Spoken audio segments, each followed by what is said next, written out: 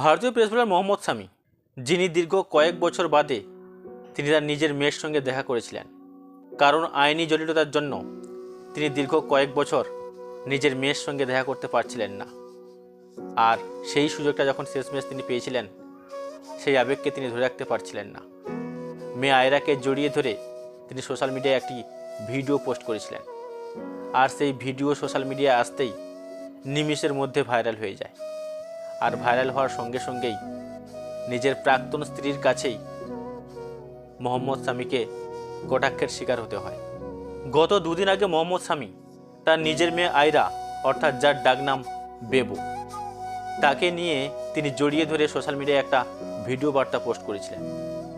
সেখানে তিনি লিখেছেন ক্যাপশনে যে, তোমাকে অনেক দিন পর পেয়ে নিজেকে আর ধরে রাখতে পারছি না, মনে হয় যেন এখানেই সময় শেষ, অর্থাৎ এখানেই মনে হচ্ছে যেন সময়টা থমকে দাঁড়িয়েছে। সত্যিই তো, এর থেকে আর কষ্টের লাইন কি হতে পারে একজন হতভাগা পিতার কাছে।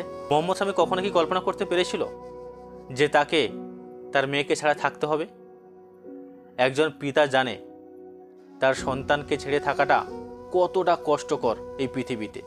মোহাম্মদ শামি তার নিজের মেয়েকে কাছে পেয়ে তিনি কোনো এক শপিং মলে ঘুরতে নিয়ে গিয়েছিলেন কেনাকাটার জন্য। তিনি তার মেয়েকে জড়িয়ে ধরে একটি ভিডিও সোশ্যাল মিডিয়ায় পোস্ট করেছিলেন। আর সেই ছবি পোস্ট করার সঙ্গে সঙ্গে হাসিন জাহান, যিনি মোহাম্মদ শামিকে এক হাতে নিলেন। অর্থাৎ তিনি বলছেন, এইসব লোক দেখানো ভালোবাসা দেখিয়ে মেয়ে আয়রাকে ভোলানো যাবে না। সারা বিশ্বের মানুষ জানে তুমি কতটা শয়তান মানুষ। মোহাম্মদ শামির প্রাক্তন স্ত্রী হাসিন জাহান, তিনি সোশ্যাল মিডিয়ায় লিখেছেন, এই সমস্ত লোক দেখানো ভালোবাসা দেখিয়ে মেয়ে আয়রাকে এবং আমাকে ভোলানো যাবে না কখনো। মোহাম্মদ শামি এবং হাসিন জাহানের মধ্যে যে বিবাহ বিচ্ছেদ মামলা চলছিল, সেই মামলার নিষ্পত্তি ঘটেছে গত কয়েক মাস আগে। আর সেই বিবাহ মামলায় স্পষ্টত বলা রয়েছে যে মোহাম্মদ শামি যখন ইচ্ছে করবে তিনি তার মেয়ে আয়রার সঙ্গে দেখা করতে পারবে। আর সেই সুযোগের জন্য মোহাম্মদ শামি তার মেয়ে আয়রার সঙ্গে দেখা করেছিলেন। আর দেখা হতেই তার প্রাক্তন স্ত্রী তাকে কটাক্ষ করেছেন। তিনি লিখেছেন যে এইসব লোক দেখানো ভালোবাসা দেখে লাভ নেই। অর্থাৎ মোহাম্মদ শামি নাকি তার মেয়ের সঙ্গে প্রতারণা করেছেন।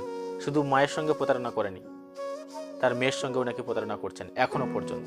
কারণ হাসিন জাহান এবং মোহাম্মদ শামির মেয়ে আয়রা, যাকে তারা ভালোবেসে বেবো বলে ডাকে, বেবো নাকি তার বাবার সঙ্গে দেখা করতে গিয়েছিল শুধুমাত্র পাসপোর্টের সই করানোর জন্য। অর্থাৎ যে পাসপোর্ট রয়েছে সেই পাসপোর্টের মেয়াদ নাকি শেষের পথে, তাই পিতামাতার সই লাগবে। যেহেতু বেবো অর্থাৎ আয়রা তার মায়ের কাছে থাকে, তাই তার মা আগে ভাগেই সই করে দিয়েছিল পাসপোর্টে।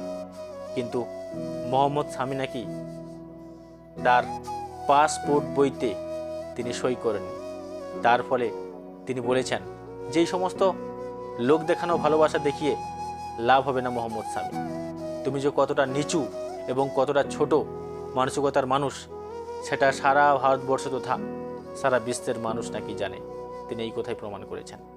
তবে মোহাম্মদ শামি তার মেয়ে আয়রাকে পেয়ে তিনি শপিং মল থেকে অনেক কিছু তিনি কিনে দিয়েছিলেন।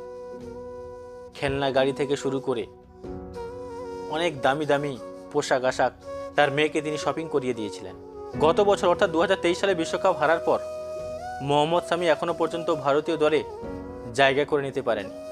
কারণ তার গোড়ালিতে অস্ত্রোপচার হয়েছিল। আর সেই অস্ত্রোপচারের জন্য তিনি এখনও পর্যন্ত ভারতীয় টিমে নিজের নাম নথিভুক্ত করাতে পারেনি, কিংবা ভারতীয় জার্সিতে তাকে আমরা দীর্ঘ 1 বছর যাবৎ আমরা এখনও পর্যন্ত তাকে দেখতে পাইনি। কিন্তু ভারতের টিমে না দেখতে পেলে কি হবে? হাসিন জাহান তাকে সোশ্যাল মিডিয়ায় বারবার আমাদের মনে জায়গা করে দেয়। অর্থাৎ হাসিন জাহান মোহাম্মদ শামিকে বারবার সোশ্যাল মিডিয়ায় ট্রোল করে আমাদের সামনে শিরোনামে তুলে আনেন। তবে হাসিন জাহানকে এই কথাটাও মনে রাখতে হবে, কিংবা মোহাম্মদ শামিকেও এই কথাটা মনে রাখতে হবে, একটা সম্পর্ক কখনো একার দোষে নষ্ট হয়ে যায় না, সেখানে উভয়ের দোষ থাকে। ওই যে কোথায় বলে, এক হাতে কখনো তালি বাজে না, ঠিক তেমন একটা সম্পর্ক কখনো একার জন্য নষ্ট হয়ে যায় না, সেখানে উভয়ের দোষ গুণ থাকে। আমরা জানি মোহাম্মদ শামিরও যেমন কিছু দোষ রয়েছে, ঠিক তেমন হাসিন জাহানেরও অবশ্যই দোষ রয়েছে। হাসিন জাহান কখনো বলতে পারে না যে আমার এই বিবাহ বিচ্ছেদ মামলায় কোনো রকম দোষ ছিল না। তাহলে আমি বলবো এই বিবাহ বিচ্ছেদের মামলার জন্য দায়ী একমাত্র হাসিন জাহান। কিংবা মোহাম্মদ স্বামী যদি বলে যে এই বিচ্ছেদের কারণে আমার কোনো দোষ ছিল না, তাহলে সেক্ষেত্রেও আমি বলবো যে এর পিছনে একমাত্র দোষী ছিলেন মোহাম্মদ স্বামী। তবে হাসিন জাহান এবং মোহাম্মদ স্বামীর বিবাহ বিচ্ছেদের মামলা নিষ্পত্তি ঘটেছে, এখনও হয়তো সময় আছে।